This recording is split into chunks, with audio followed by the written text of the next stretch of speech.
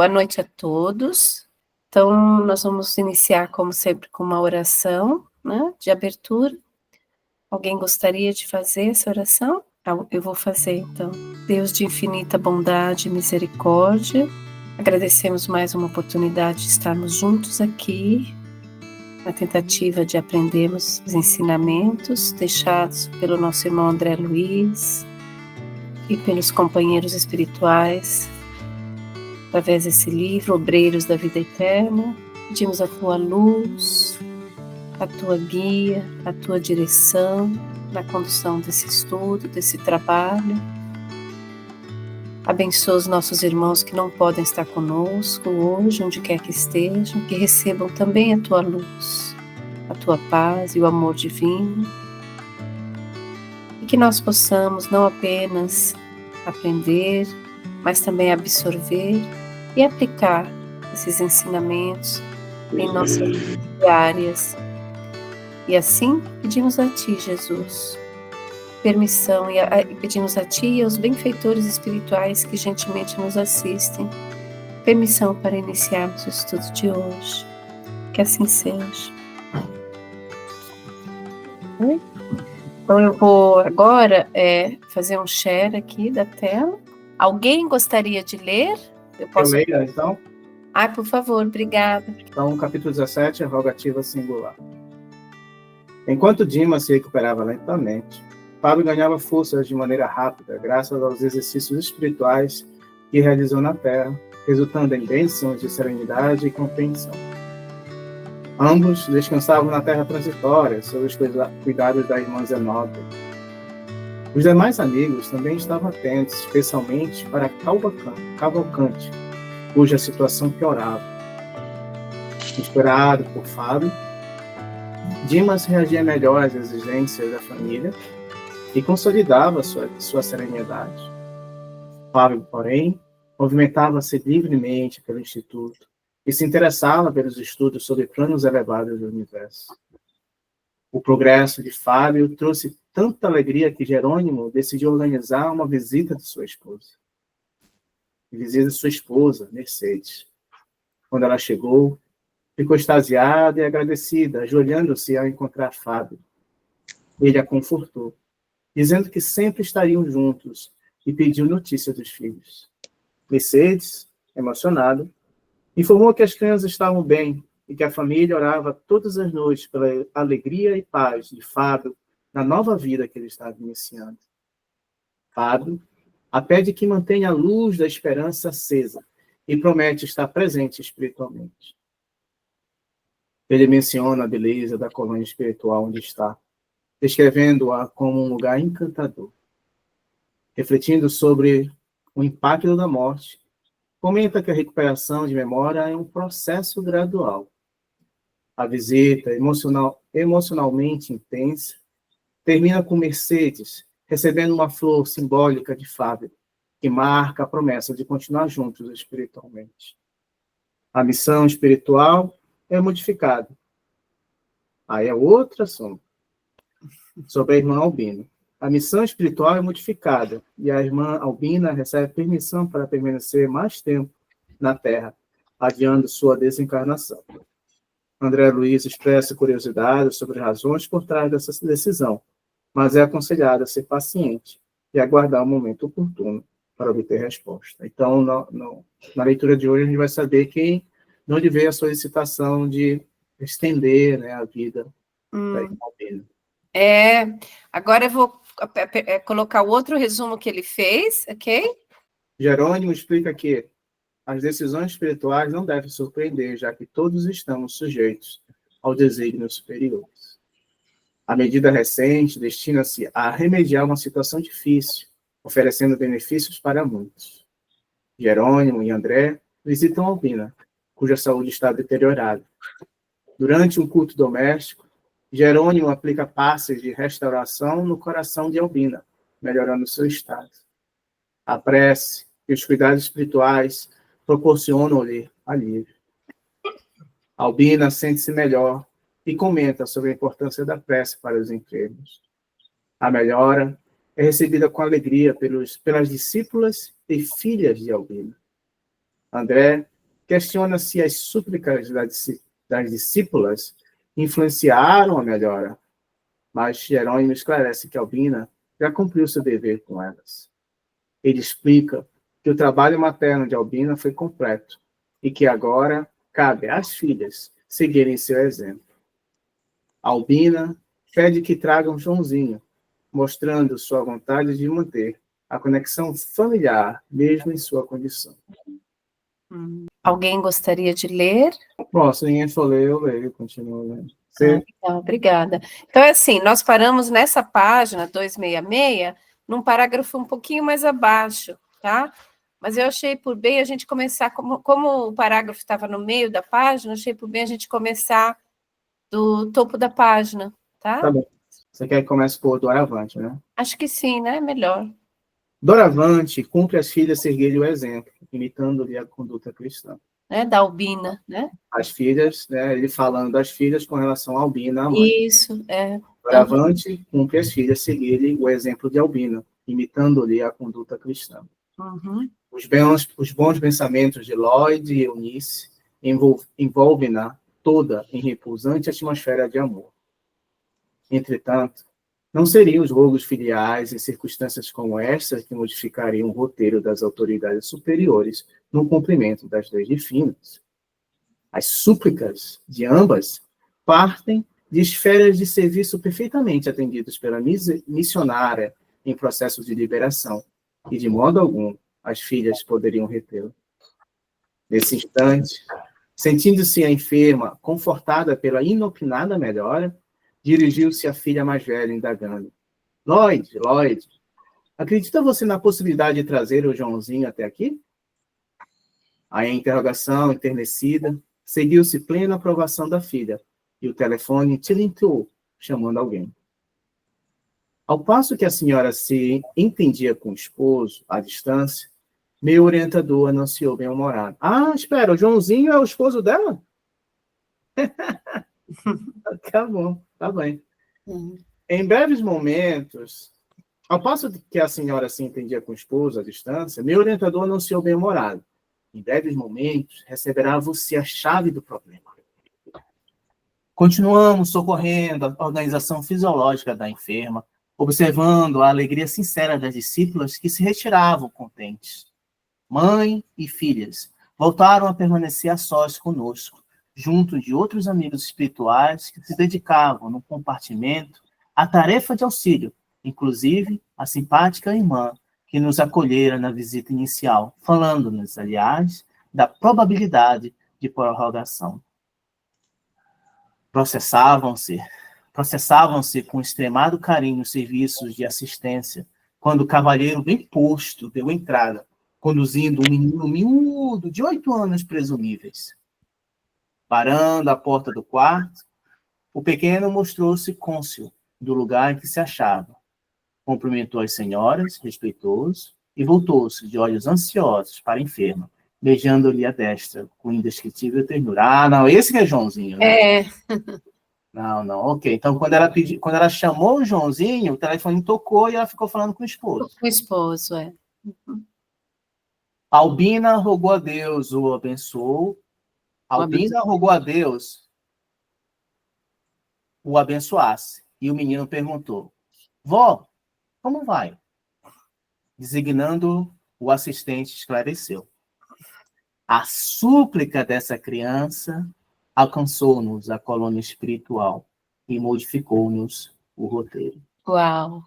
A súplica dessa criança alcançou-nos a colônia espiritual e modificou-nos o roteiro. O quê? Interrogou André. Jerônimo, todavia, continuou: não é neto consanguíneo da doente, embora se considere tal. É órfão que lhe abandonaram a porta após o nascimento e que Lloyd mantém no lar, desde que nossa irmã se recolheu à cama.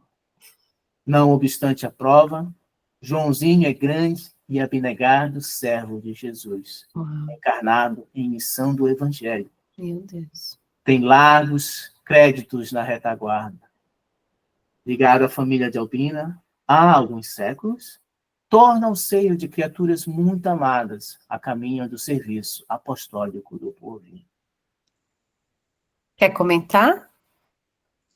Não. Quer alguém que comentar? Bem tocante, né? Lindo, lindo, lindo. Estou emocionada. Muito bonito.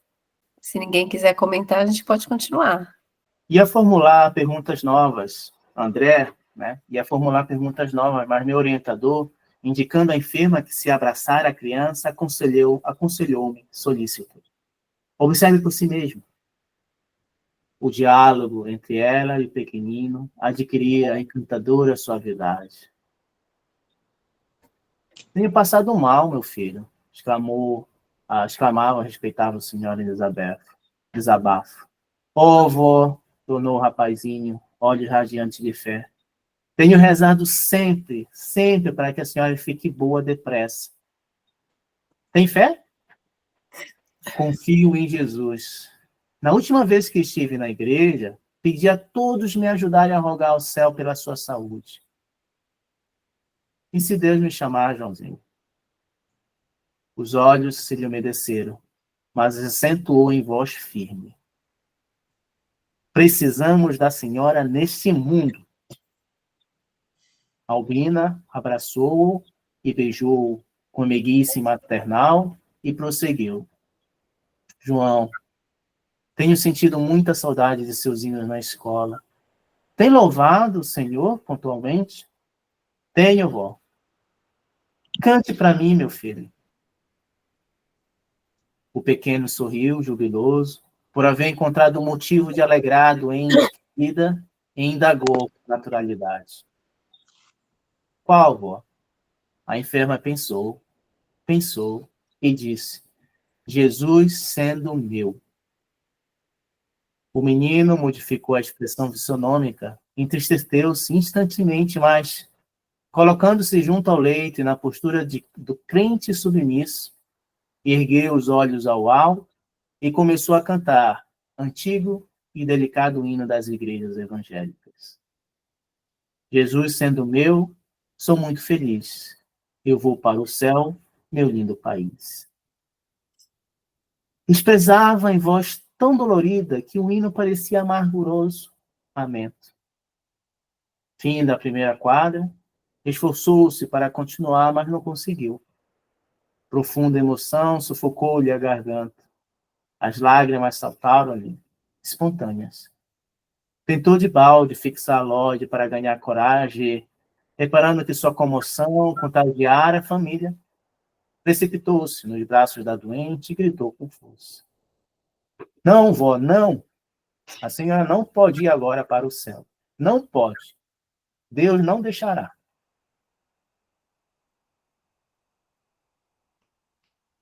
Albina recolheu, carinhosa, feliz. Que isso, João? Perguntou, buscando sorrir.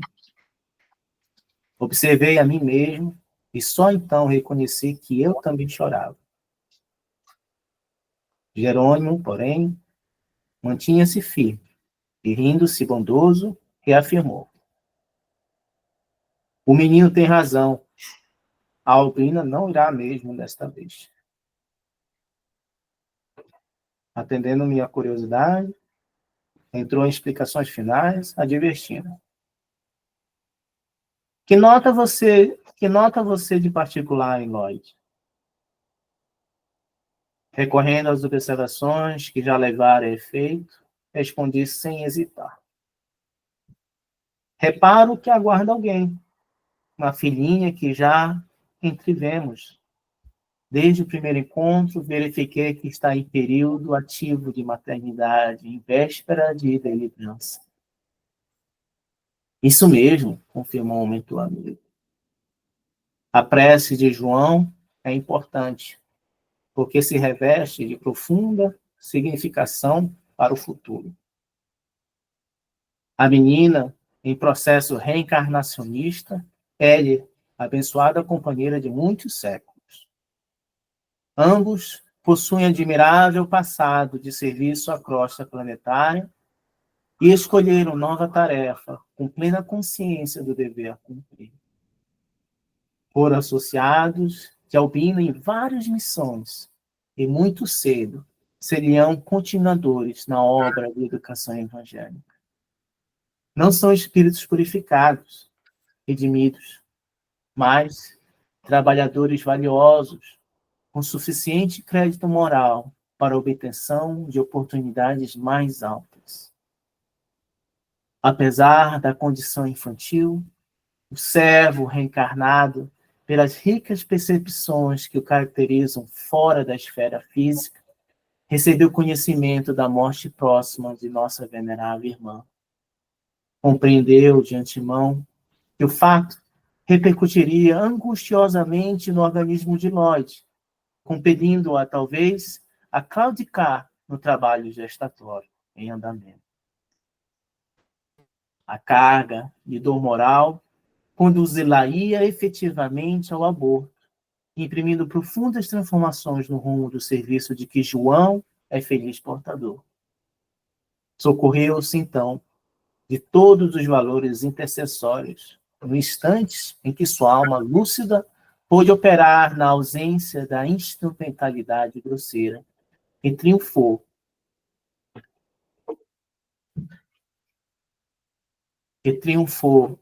Com as súplicas insistentes, obtendo reduzida dilatação de prazo para a desencarnação de Albina. Sendo comedido nas informações, Jerônimo calou-se, preparando a retirada. A singular ocorrência enchia-me de encantamento e surpresa, e contemplando sob forte enlevo a pequena família em santificado júbilo doméstico, eu chegava à conclusão de que, ainda ali, numa câmara de moléstia grave, a oração, filha do trabalho com amor, vencia o vigoroso poder da morte. Quer comentar? Vamos comentar, acho que próximo é um novo capítulo, né? É. Que coisa mais linda, né? Esse neto de consideração, né? No caso, é um neto de consideração dela, né? Escolhido, mas também é associado dela de várias encarnações de vidas passadas, e o poder da oração dele, né? A misericórdia divina agindo mais uma vez também, né? Intercedendo por ela. Alguém mais quer fazer algum comentário? Não? Então vamos continuar, né? Muito emocionante esse É capítulo. lindo, lindíssimo. Acho que está tão claro também, né? Poder da oração, né? E você vê que é uma criança de, acho que 8 anos, né? E a gente olha assim e enxerga um menino de 8 anos, mas um menino que já veio em missão várias vezes, né? Com vários afins, né? E está novamente em missão, intercedendo, inclusive por ela, né? Que através dessa intercessão vai salvar a menina, que também é companheira dele de missão, que está para nascer. Então a gente olha para uma criança, às vezes, não imagina, né? Tudo que aquela criança está trazendo, né? A trajetória espiritual daquela criança, a força espiritual daquela criança. Nossos olhos, né, carnais, enxergam ali pequenininho, mas naquele corpinho tinha um gigante espiritualmente falando, né? Exatamente. Legal, gente. Obrigado. Vamos lá, capítulo 18, desprendimento difícil. Agora tínhamos sob os olhos o caso Cavalcante em processo final. Então, nós vimos Dimas, foi o primeiro, Fábio, Albina, e agora é a vez de Cavalcante. Ao todo são 5 ou 6, você lembra? Eu não lembro, porque eu não acompanhei na leitura no começo. Um certo número, 5 ou 6. 5 ou 6 trabalhadores em processo de desencarnação, em que, né, o Jerônimo, a equipe do Jerônimo, entre eles André, vão lá auxiliar nesse processo desencarnatório, e Albina conseguiu aí a extensão, né, do seu tempo de vida. Como é que se diz? Não, moratória, né? Moratória. A extensão é chamada de moratória?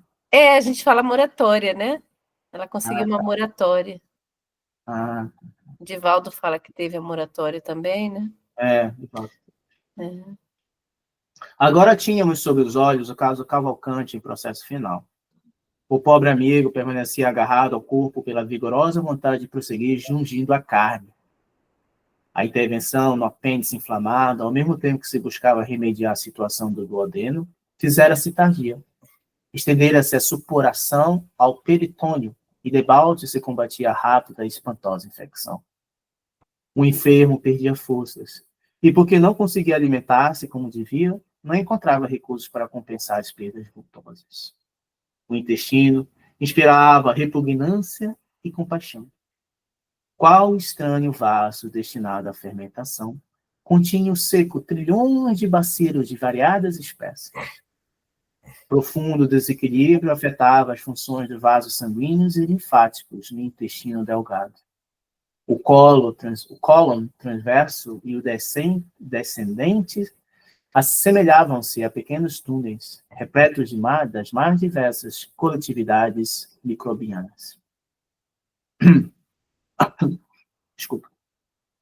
As velocidades permaneciam cheias de sangue purulento e, de quando em quando, abriam-se veias mais frágeis, provocando abundante hemorragia. Em todo o aparelho intestinal, verificava-se o gradual desaparecimento do tônus das fibras.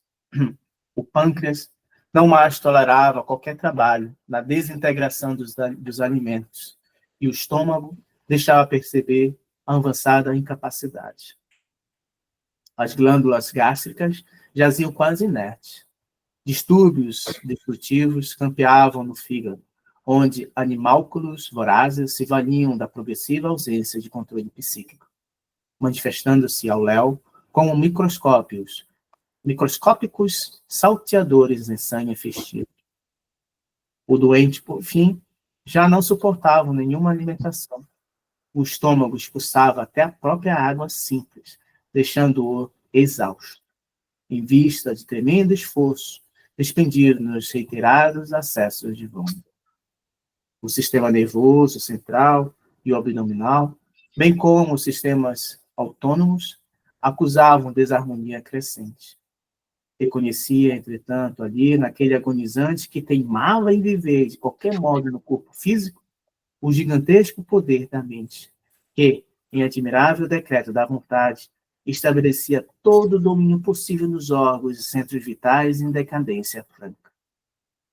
Decorridos mais de 4 dias, em que atentávamos para o moribundo cuidadosamente, Jerônimo deliberou fossem desatados os laços que o retinham à esfera grosseira. Bonifácio, prestimoso e gentil, coadjuvava-nos o trabalho.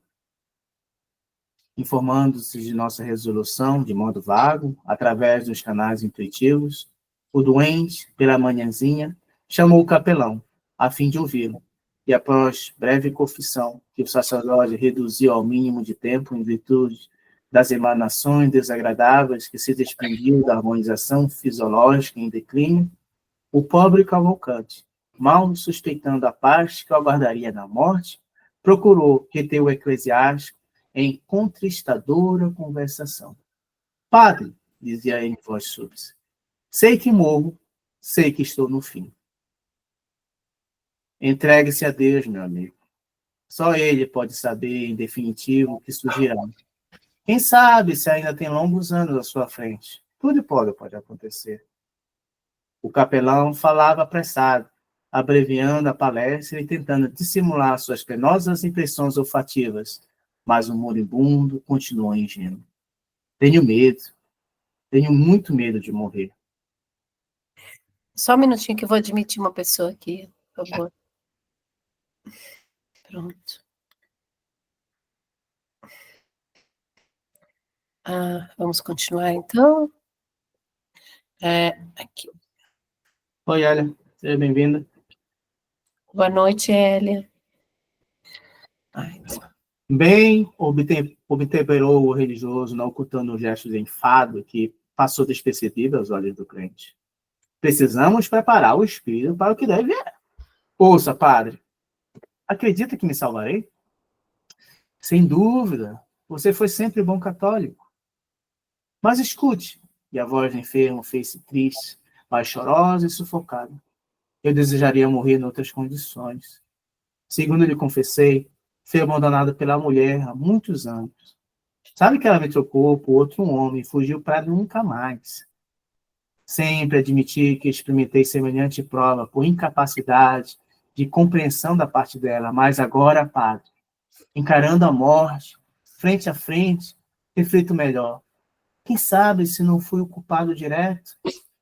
Talvez tivesse levado longe demais meu propósito de viver para a religião, faltando-lhe com a assistência necessária. Lembro-me de que, às vezes, chamava-me Padre Sem Batina. Possivelmente, minha atitude impensada teria dado origem ao desvio da minha companheira. Após fitar o clérigo, demoradamente implorou: poderá sua caridade continuar indagando por mim? Necessito vê-la a fim de apaziguar a consciência. Há 11 anos perdi-a de vista. O sacerdote, no entanto, não parecia intimamente interessado em satisfazê-lo e repetia com impaciência: descanse, descanse. Prosseguirei nas diligências. Tenha coragem, Cavalcanti. É provável que tudo venha ao encontro de nosso desejo. O moribundo, voz entrecortada pelo cansaço, murmurou: obrigado, padre, obrigado. O religioso tentou sair, mas Cavalcanti, amedrontado, perguntou ainda: acha que me demorarei muito tempo no purgatório? Que ideia! Resmungou o interrogator entediado. Falta-lhe suficiente confiança no poder de Deus? Enunciou as últimas palavras com tamanha irritação que o enfermo lhe percebeu o descontentamento, sorriu humilde e calou-se. O sacerdote, ao se afastar, aliviado, encontrou certo médico e indagou: afinal, o que acontece ao convocante? Morre ou não morre? Estou cansado de tantos casos cumpridos. Meu Deus! Nossa, meu Deus do céu.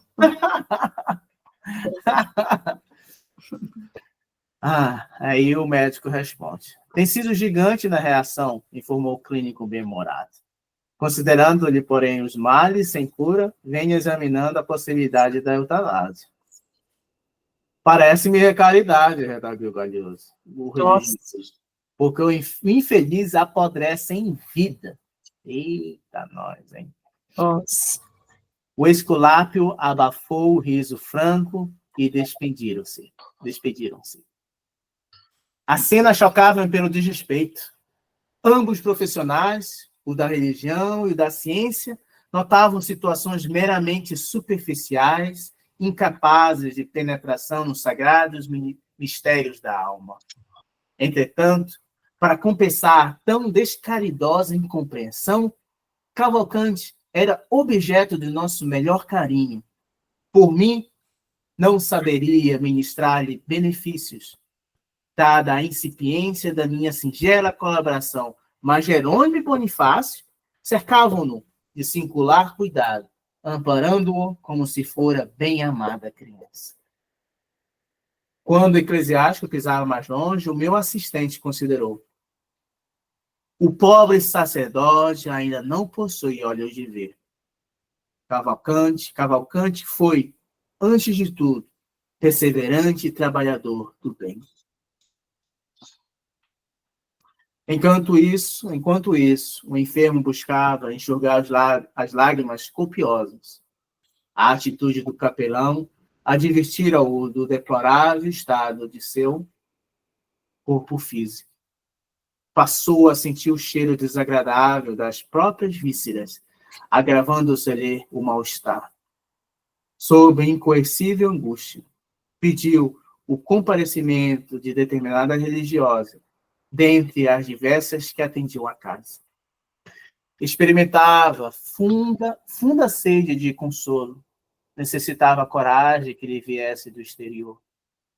Provavelmente, encontraria no coração feminino o reconforto que o confessor não lhe soube prodigalizar. Porém, a irmã de caridade não trazia consigo o melhor humor.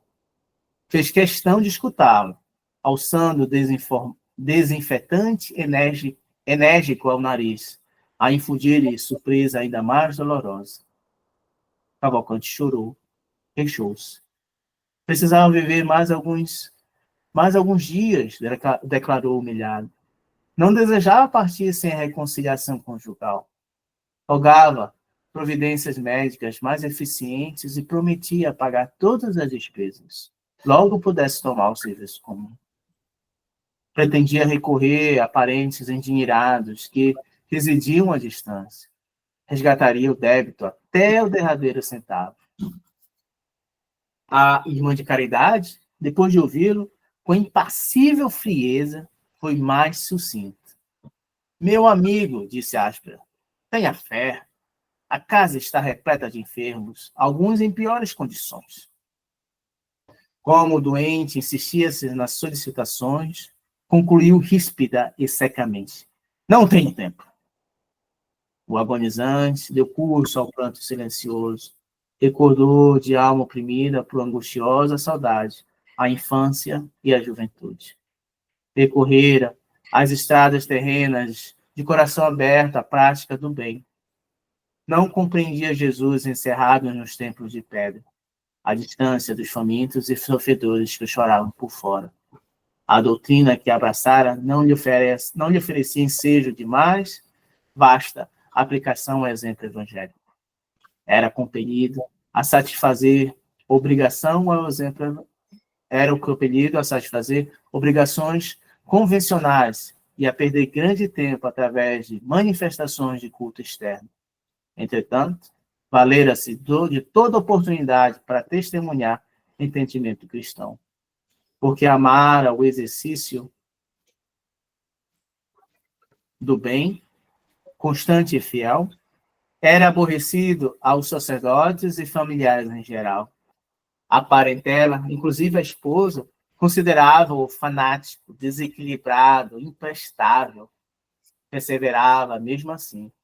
Embora as condições elevadas em que se desenvolvera a fé, ignorava as lições do além-túmulo e receava a morte. Estimaria obter a certeza do destino a seguir. A visão mental do inferno, segundo as concepções católicas, punha-lhe arrepios no espírito exausto. A probabilidade de sofrimentos purgatoriais enchia-o de temor. Desejava algo de melhor e mais belo que o velho mundo em que vivera até então. Suspirava por ingressar em coletividade diferente em que pudesse encontrar corações a pulsarem sintonizados com o dele. Sentia fome e sede de compreensão, de profunda compreensão, mas, prejudicado pelos princípios dogmáticos da escola religiosa a que se filiara, repelia-nos a ação.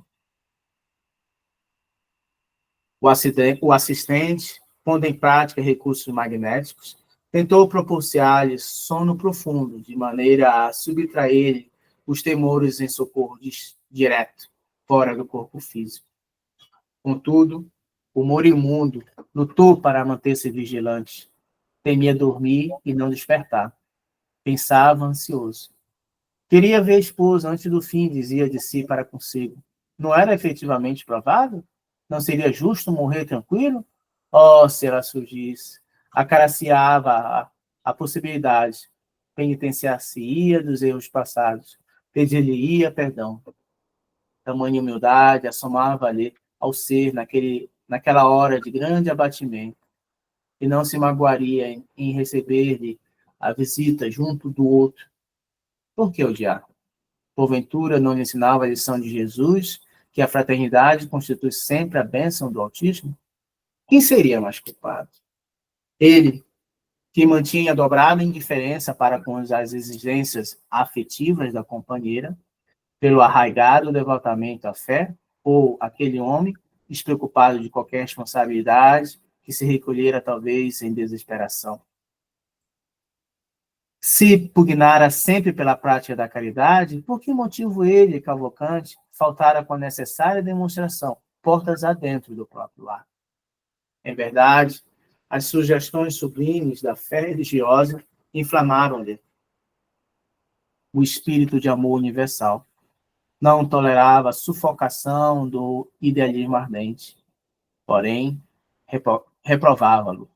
Ninguém poderia reprová-lo. Mas, será esse o caminho escolhido? Que razões o levaram a desposar a pobre criatura, incapaz de aprender-lhe a fome de luz? Porque fizera firmes promessas a um coração feminino, ciente de que ele não poderia atendê-las.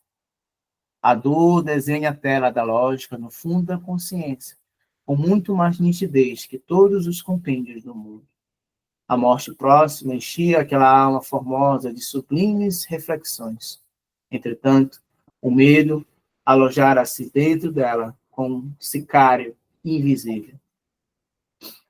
Cavalcante, que via tão bem na paisagem dos sentimentos humanos, permanecia cego para o outro lado da vida, de onde tentávamos auxiliá-lo em vão.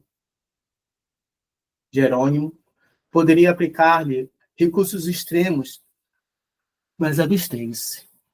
Inquirido por mim acerca de seus infindos cuidados, explicou muito calmo.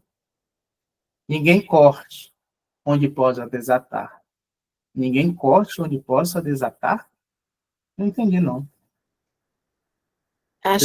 Acho que não se deve cortar um nó para se desfazer, se é possível desatar com calma esse nó. Às vezes você, na impaciência, vai lá e passa a tesoura no nó e, né, separa as duas partes.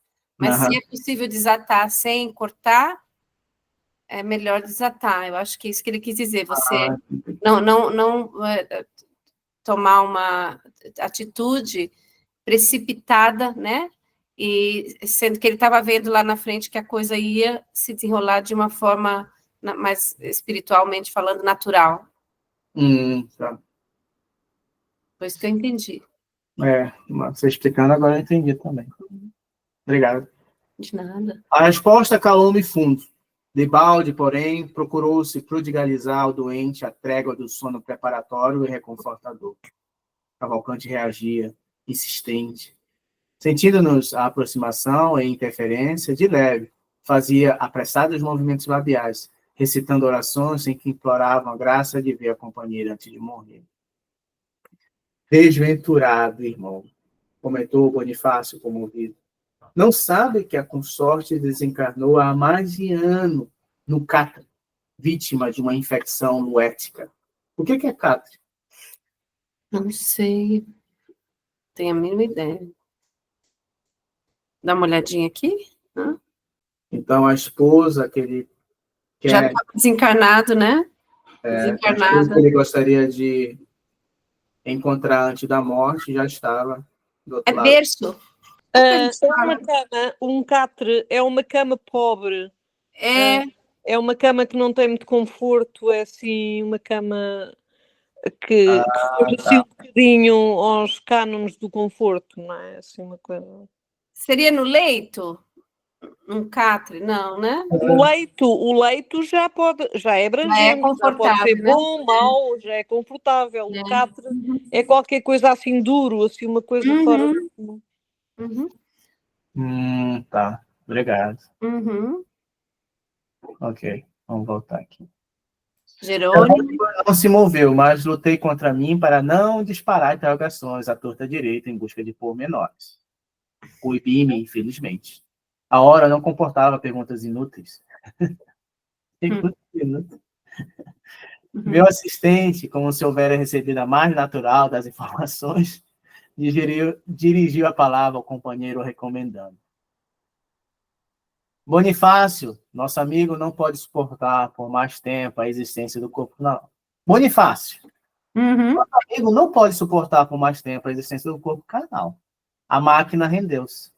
Dentro de algumas horas, a necrose ganhará terreno e precisamos libertá-lo. Teima em agarrar-se à carne apodrecida e pede comovedoramente a presença da esposa. Já tentamos auxiliá-lo a desprender-se, afrouxando os laços da encarnação no plexo solar, mas ele reage com espantoso poder. Caraca, então já era para ele estar desencarnado, né? Pois é, incrível, né? Como a pessoa mesma pode, né, atrasar, Poder né? mental, né? Poder mental, né? Exatamente. Resolvi, né? Então, Jerônimo falando, resolvi, em vista disso, abrir pequenos vasos do intestino para que a hemorragia se faça ininterrupta até a noite, quando efetuaremos a liberação. Peço a você trazer-lhe a companheira desencarnada por instante até aqui. O enfraquecimento físico acentuar-se-á vertiginosamente de hora em diante e, com o espaço de algumas horas, as percepções espirituais de Cavalcante se farão sentir. Verá, desse modo, a esposa, antes do decesso que se aproxima, e dormirá menos inquieta. Ah, que bom, né? Mais uma vez, a misericórdia e a bondade, né? Da espiritualidade agindo, né? Bonifácio pôs-se pronto para cumprir a ordem e assegurou integral cooperação. Logo após, o assistente operou, cauteloso, sobre a região intestinal, rompendo certas veias de menor importância, atenuando-lhe a capacidade de existência. Ausentar-nos-íamos por breves horas, considerando que o relógio assinalava poucos minutos além do meia-noite. Meio-dia. Meio-dia, além do meio-dia. Antes, porém, de nos afastarmos, observando o quadro emocionante da enfermaria gratuita, aqui um moribundo se recolhera, perguntei a Jerônimo admirado, já que o nosso tutelado se enfraquecerá a ponto de fazer observações no plano invisíveis aos olhos mortais, chegará a ver também as paisagens de vampirismo que me impressionam no recinto? Eita, informação nova aí, hein? E informou o orientador com espontaneidade. Oh, mas terá energia suficiente para tudo ver sem perturbar-se? Não posso garantir, respondeu sorrindo. Naturalmente, qualquer espírito encarnado, diante de um quadro desses, poderia ser vítima da loucura e, possivelmente, atravessaria algumas poucas horas em franco desequilíbrio, dada a novidade do espetáculo. Quando a luz aparece em determinado plano, onde a criatura esteja apta para ver, tanto se enxerga um pântano como um céu. Questão de claridade e sintonia, simplesmente. A notícia pôs-me frêmito de piedade. A enfermaria estava repleta de cenas deploráveis. Entidades inferiores, retidas pelos próprios enfermos, em grande viciação da mente, postavam-se em leitos diversos, infligindo-lhes padecimentos atrozes, sugando-lhes vampirescamente preciosas forças, bem como atormentando-os e perseguindo-os. Então, Cavalcante está no hospital? Achava que ele estava em casa. Eu também achava que era em casa, né? Ele estava no hospital. Parece que está no hospital, né? Eu também achei que era em casa. Desde o serviço inicial do tratamento de Cavalcante, desagradaram-me tais demonstrações naquele departamento de assistência caridosa e cheguei mesmo a consultar o assistente quanto à possibilidade de melhorar a situação. Mas Jerônimo me informou, sem estranheza, que era inútil qualquer esforço extraordinário, pois os próprios enfermos, em face da ausência de educação mental, se incumbiriam de chamar novamente os verdugos, atraindo-os para suas mazelas orgânicas, só nos competindo irradiar boa vontade e praticar o bem, tanto quanto fosse possível, sem, contudo, violar as posições de cada um. Alguém quer comentar alguma coisa? Não?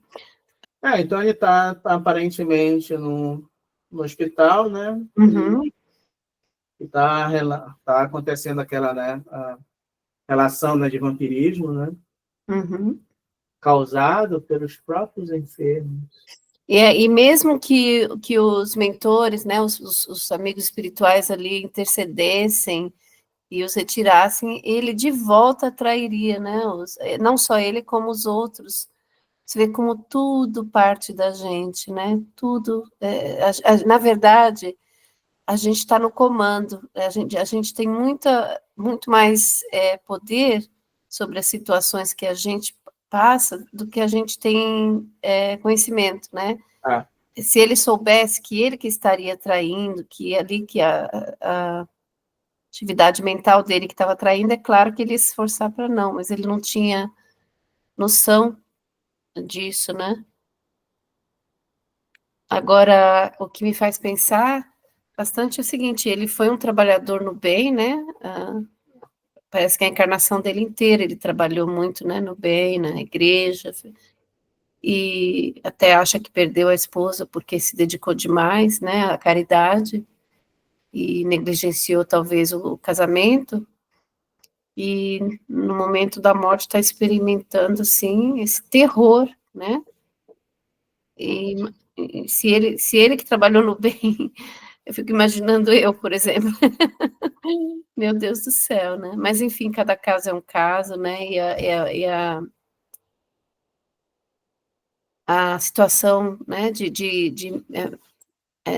conhecimento, né, de educação religiosa e mental, espiritual, às vezes a gente passa a vida inteira ajudando e não se ajuda, a gente não ajuda a si mesmo, né, não se desenvolve, não foca em si mesmo, foca mais nos outros, e é o que está dizendo, ele focou muito nos ideais e não aceitava, né, que ninguém contrariasse seus ideais, e lutou pelos ideais dele, que é muito bonito também, mas a gente não pode também, nada, né, com desequilíbrio, exagero, ele foi muito para um lado e deixou o outro, né, negligenciado.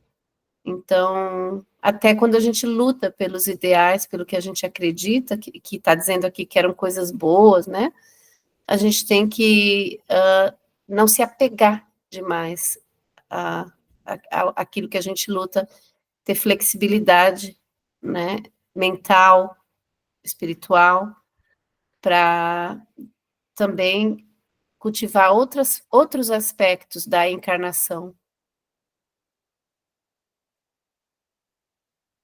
Não se apegar demais à obra, né, que a gente está ali trabalhando, construindo, né, que no caso dele era o ideal, né. Alguém mais gostaria de comentar alguma coisa? Eu fiquei pensando. Era só um comentário assim para acrescentar em relação ao que acabaste de dizer. Por isso é que é importante, não é? A reforma íntima e a capacidade que a pessoa, a capacidade não, a necessidade que a pessoa tem de se prescrutar, de se observar, para perceber assim os seus pontos, as suas fraquezas, não é? Onde se tem que trabalhar. Não é? E muitas vezes nós não temos muita consciência disso, não é? Mas tentar pelo menos fazer desta reencarnação um estudo, um autoestudo para podermos ficar mais confiantes no nosso progresso, não é? Uhum, com certeza. Ariane, você levantou a mão? Sim, eu queria só uma coisa que eu fiquei pensando, lendo a história dele e do Cavalcante, é que a gente nota a importância porque ele deu muito valor à religiosidade e ele esqueceu da espiritualidade. Você vê uma pessoa que trabalhou, sempre foi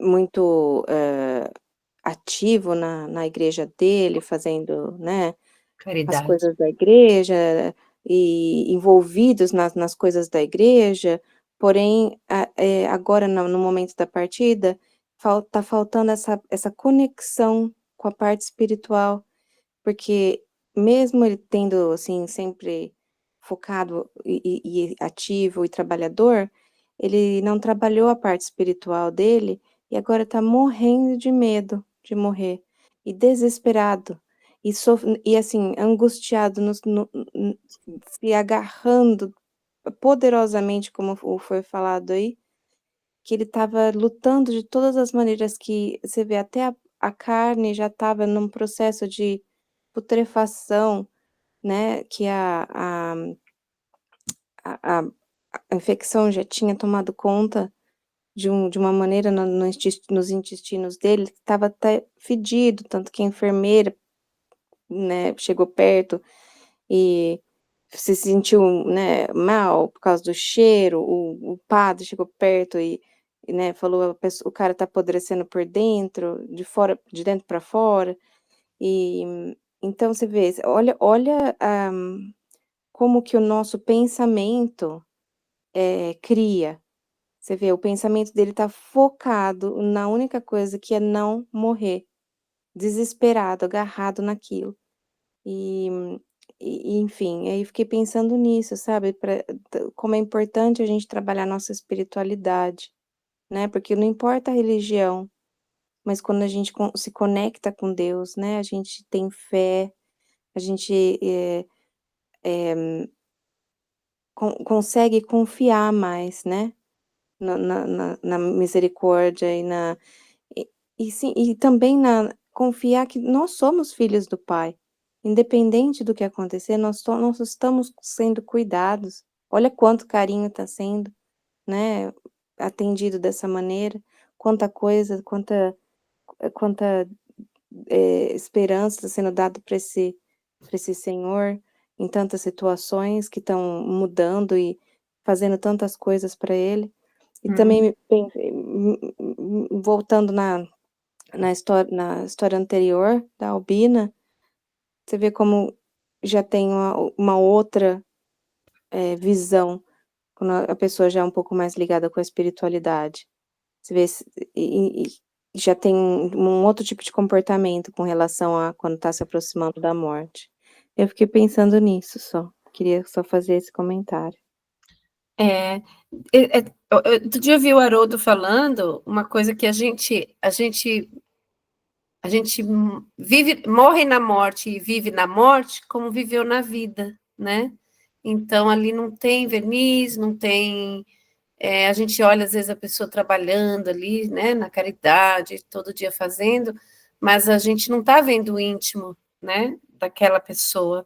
E ali naquela hora da morte, ele está vivendo a hora da morte como ele viveu na vida, sem se conectar intimamente, né, com Deus. Ele acho que foi uma pessoa aquela pessoa que opera mais na prática, né, no ritual, na prática, na superficialidade, embora bem intencionado, né, não se importou em se aprofundar em nada, né, achou que aquilo ali já era o suficiente, né. Tem no livro Transição Planetária, do Divaldo, tem uma... não é Planetary Transition, é o último que ele fez no lockdown, no rumo do mundo de regeneração, é esse mesmo, no mundo de regeneração, que ele escreveu durante a pandemia, né? E ele descreve algumas cenas nos hospitais, das pessoas que estavam desencarnando de Covid na época, e ele fala que alguns que recebiam ali a sentença, né, de morte, né, o médico falava que era ali porque não tinha mais o que fazer, tal, a pessoa ia morrer mesmo, alguns se revoltavam, entravam em desespero, tal, e ele via verdugos que estavam ali em volta, só esperando a pessoa sair do corpo para poder, né, atacar. E alguns, poucos, nessa hora que ouviu essa notícia, entravam em oração, ele desencarnavam de forma muito mais tranquila e serena quando isso acontecia, né? Então, é isso mesmo, né? Ter serenidade, a gente trabalhar o nosso íntimo para conseguir ter serenidade na hora da morte, que não deve ser fácil para ninguém, né? Alguém mais gostaria de fazer algum comentário? Nós estamos já com o horário avançado, mas se alguém quiser fazer rapidinho. Não? Então, nós vamos parar por aqui hoje. Muito interessante, muito bonita a parte do Joãozinho, né? Do neto, muito linda. A gente viu a misericórdia divina agindo em todas as situações, né? Descritas hoje. E o quanto também nós somos responsáveis, né? Pelo desatar dos nós, como foi dito. Alguém gostaria de fazer a oração de encerramento do estudo? Eu posso fazer, Alex. Obrigada. Querido Mestre Jesus, nesse momento encerramos mais um estudo do livro do nosso querido irmão André Luiz. Hoje, com muita emoção, lemos e estudamos, compartilhamos ideias em torno de duas pessoas que agiram de maneiras diferentes, permaneceram de maneira diferente quando aproximaram do desligamento carnal. Agradecemos, Mestre, por essa oportunidade de estarmos estudando, aprendendo, ampliando nosso conhecimento, trabalhando nas nossas consciências, para que quando chegar a nossa hora, possamos fazer a transição de uma maneira mais tranquila e que possamos trabalhar na nossa reforma íntima, vibrando energias positivas para todos que estão ao nosso redor, para que continuemos também o trabalho quando passarmos para o plano espiritual, a nossa verdadeira casa.